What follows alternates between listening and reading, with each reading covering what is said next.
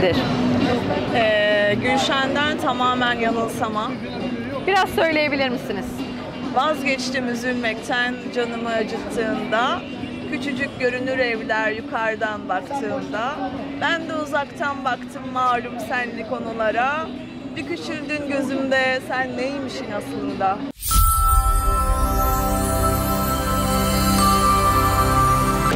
Poezi'den Yapar mısın? Söyler misin biraz şarkıyı? Teşekkür ederim, dinlesin. Kıraç Endamın Yeter. Söyleyebilir misin biraz? Sesim çok kötü. Emre Aydın'dan Utamasın. Kenan Doğulu Ara Beni Lütfen. Biliyor musunuz? Biliyorum. Söyler misin biraz? Sesim çok kötü ama. Cem Adrian'dan Kül. Söyler misin biraz? Pek bilmiyorum ama çok dinlediğim bir şarkıdır kendisi. Yani notalara şu an aklımda değil, öyle diyeyim.